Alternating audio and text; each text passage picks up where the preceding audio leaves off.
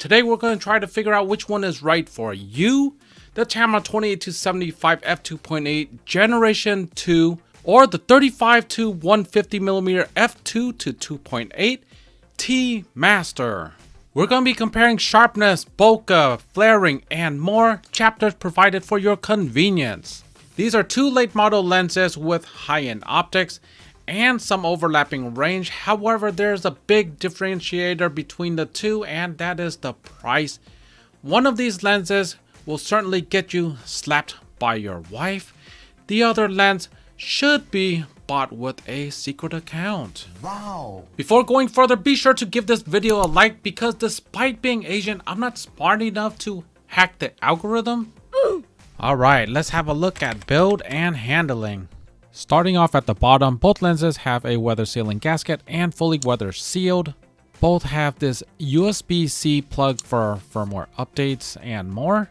Both have this focus hold button, which can be programmable, more on that later.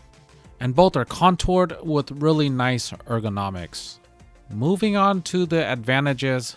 The 35-150 has this custom 1, 2, and 3, so you can program more features in using Tamron Lens Utility. Tamron Lens Utility gives you A/B focus, infinity focus, aperture control, and more. And with the custom 1, 2, and 3, you get to have 3 different options to control. The 35-150 also has 3 buttons. Although they do the same things, it's more convenient because it's easier to locate. It also has this AF/MF switch. The 35-150 also has this zoom lock, which prevents the lens from creeping. And lastly, the hood is locked with the 35-150. And between the lenses, there is one difference in that the zoom ring on the 35-150 is closer to the body and the manual focus is further away. The 28-75 G2 is the opposite. The manual focus is closer to the body and the zoom mechanism is away from the body. Winner in this category is the 35-150. Next up is autofocus. It should be good. It's Sony after all. However, we don't know until we try. These lenses use Tamron's VXD, which means voice coil extreme torque drive. It's their top of the line autofocus system, which is equivalent to Sony's linear autofocus. With these side-by-side tests, it was near impossible to fool the autofocus system, especially in good light.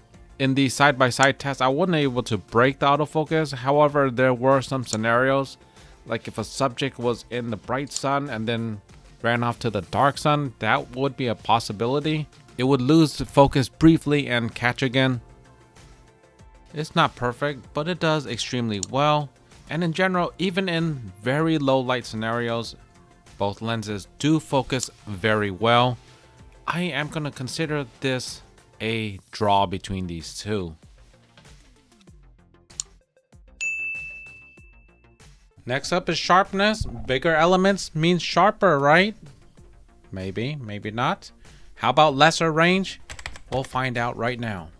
This is what you're missing between 28 and 35, and later on I'll show you what it looks like between 75 and 150.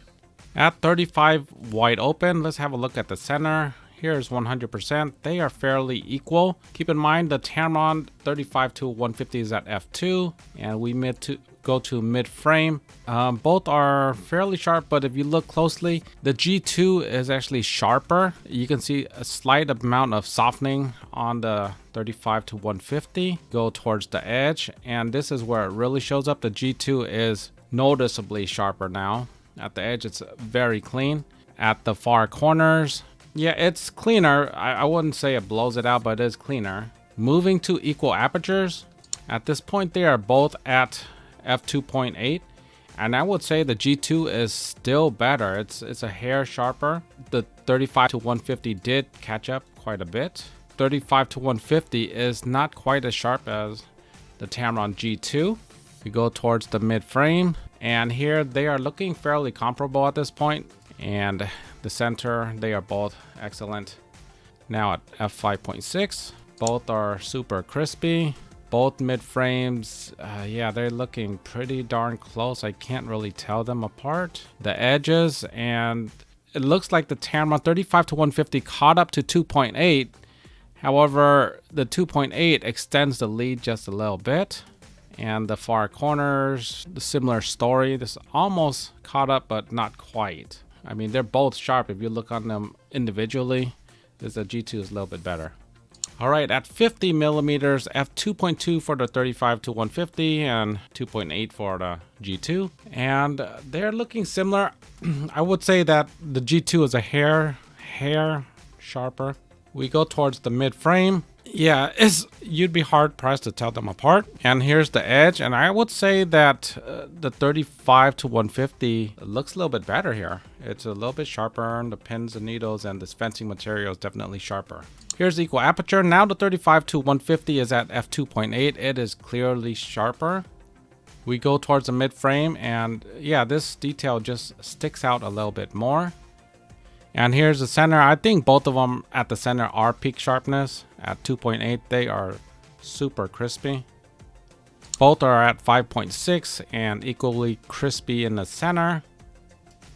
Here's the mid frame. Yeah, I'd be hard pressed to tell them apart. They are so crispy. And the edge, the 35-150 does appear a little bit crispier at the edge. Okay, now we're at 71 f2.5 and 75 f2.8. And I would say that the 35-150 does look better in the center. Both are really high level, but you know, this detail right here on the bricks, it's better on the 35-150. And here's the edge. 35-150 it's in a different league. It's so sharp. And the G2, it's not quite at that level. It's clearly behind. Here's equal aperture, and we're just spreading more salt into the wounds. Going to 5.6, pin sharp in the center. The mid frame, pin sharp for the 35-150. The G2 lags just behind a little bit. And at the edges, the G2 does almost catches up. Yeah, so wide open, the 35-150 is stronger than the G2 stop down on the edges. In case you're not familiar with the 35-150, it goes to 150, and we're going to compare that last right here. You can see that this is in the distance for the G2, and it's so much more magnified. I would say both are fairly sharp in the center. This would be mid-frame, and the 35-150 does pretty well. You just have to be careful because at 150, your depth of field is going to be kind of low, even at fairly long distances, because it's just such a wide aperture. All right, here's the edge, and it's not the same picture, but there's clearly softening with the 75 G2, and there's softening with the 35-150 as well. As you can see, I mean, we're at 100%. This is not really bad because you can still read the sign and the phone number, but there is softening. I just want to illustrate that I think both lenses degrade a similar amount once you're at the very far end, and that is the edges. However, I think I counted more times where the 35-150 was sharper, so winner in this category. Time for the bokeh test. Larger aperture should be better, but what about the quality? Let's have a look. Close up, wide open. As you can see, f2 is making a difference. Not only is there more blur, I'd say the quality is better as well. Moving to full body. As you can see, this is where it's much harder to tell a difference. If you're peeping zoomed in, yes, there is a difference. However, it's not very large either way. Here it is at 70 and 75. There isn't that much difference considering that the 35-150 is at 2.5. It's not a perfect match. However, 75, the extra 5 millimeters does make a difference. And here's full body. As you can see, that extra 75 magnification, it makes a small difference. You probably won't notice it. And for kicks, we are going to go full body at 150 millimeters. Just so you can see what it's like. Here it is. And yeah, 150 millimeters, you're getting into a territory where you can blur like very large aperture lenses. And there's a much added compression effect. The image is completely different. As expected, winner for the 35-150. Next up is CA and LoCA, or it's gonna be LoCA and CA. Let's take a look. LoCA at 35 f2.8. They are similar. You can see a little bit of greens on each one of them. Moving to 75. Yeah, I would say they're kind of similar. You can see the greens and purples. This is an extreme scenario. Yeah, you'll have some LoCA on each of them. They give out a fairly similar amount. 25 compared to 35, and we're at 100% now. Here is a look at CA, and the Tamron 35-150 does better. I mean, it's kind of cheating. It stopped down to f2.8, and here is the G2. Here's the other end of the spectrum, around 70 or 75-ish, and we are at 100%. Both of them are at 2.8. I mean, they both have a very small amount. You can see the G2 here. This highlight is just much more brighter, so it's easier to tell, but the pure amount is virtually the same. So I'd say that the Tamron overall, well, they're both Tamrons. The Tamron 35-150 is a hair better. So the 35-150 is winner in this category. Time for a flaring test. What happens to the lens when we've got a bright light shining into it? Let's take a look. At the wider end of the spectrum, the Tamron 28-75 is definitely cleaner. There's less blobbing. The effect isn't as dramatic. Once you move towards the longer focal lengths, I would say that the 35-150 actually gets a little bit worse before it gets better. I think that if you're doing a video style shoot, the 35-150 looks quite nice. I like the style of it. However, in photography, the less flare is better. And when it comes to contrast, neither one of these lenses really loses contrast when it's hit with the light. So they both behave well. I do want to mention that both lenses are wide open here. So the Tamron is just a little bit wider aperture at all these focal lengths. Next up is the Sunstar comparison, and these Sunstars are nearly identical. I can say that the 20-75 it does have prominent flaring, as well as the 35-150. They don't differ all that much when it comes to Sunstars. However, overall winner in this category is the 28-75 G2. For video folks, here are the parfocal and focus breathing tests. Starting with the parfocal test, you can see that the 35-150 retains the parfocal performance for a little bit longer. However, it does fall apart on the longer end. I want to note that it does seem parfocal indoors, while the 20-75 is not. Moving to focus breathing, both these lenses have some breathing on the wider end, and as you increase the focal length, I say that the 35-150 does start to improve. Especially at 70, you can see that there's hardly any breathing, and this continues all the way to 150. Winner in this category is the 35-150.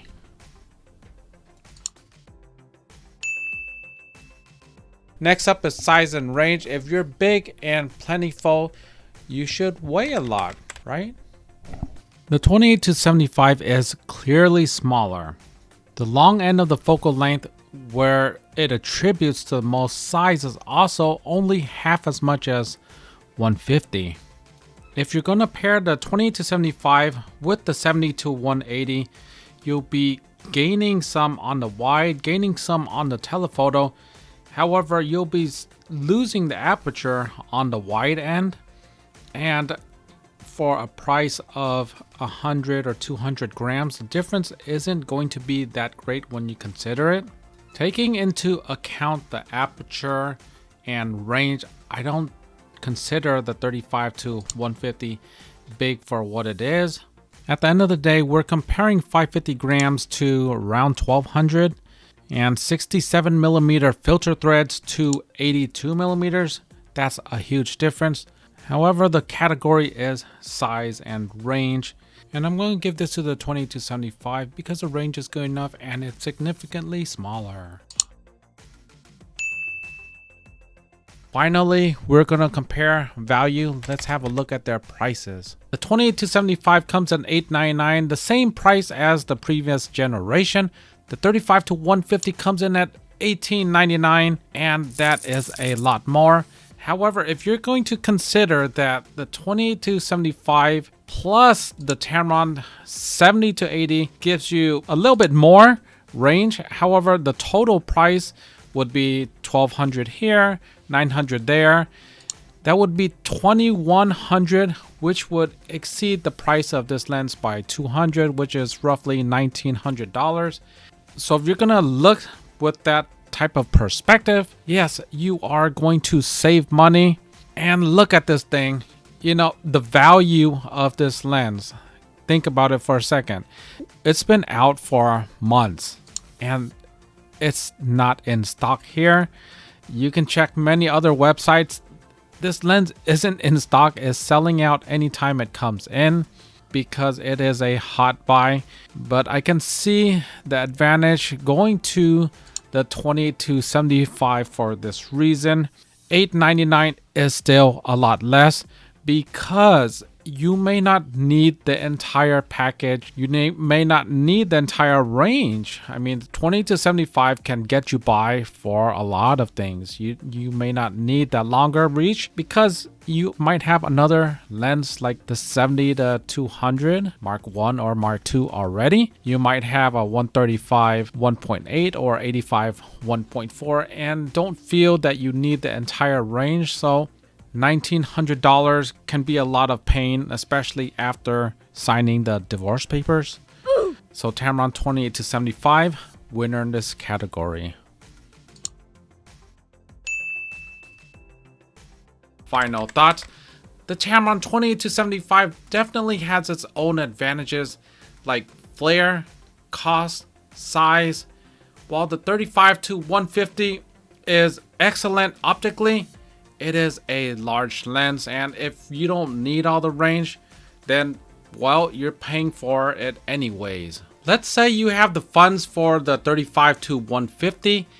How committed are you to carrying around 1200 grams as the lens alone? We're not even including the body. We're talking about a lens that is at the level of a 70-200. However, it can replace two lenses at once. If you're replacing a 20-75 and 70-180, which I will get into on the next video, it is a large size savings. I mean, you're carrying one lens, you're not changing any lens, and you're getting all that coverage at once. It is quite a different experience. With the 20-75, you're holding only half the weight. Okay, you're holding half the weight at a time. Your other lens might be in a bag somewhere. It might be on a holster, not weighing down on your hand itself. So that's where the advantage of the small lens can work out for you. It's just that in your hand, you're just holding a lot less, and it makes it more easy to use. Opting for the 35-150 is a bit of a commitment. Okay, so you're using a 70-200 style lens that is quite heavy, and sure, you get the extended range, and sure, you don't have to carry two lenses. I just want to make you understand that it is going to be heavy. Over time, it will weigh you down. I can't stress enough, do not underestimate the weight and size of this lens. Despite the incredible range, the f2 aperture on the wide end, at the end of the day, it is a large and heavy lens that you'll probably be carrying all day long because it works so well. Optically, the 20-75 is right up there. It can double as a travel lens, And the worst that can happen to you is a slap from the wife. Anyhow, I hope you guys enjoyed the video. Let me know which one you would choose in the comments below. Like, sub, share. See you on the next one. Take care.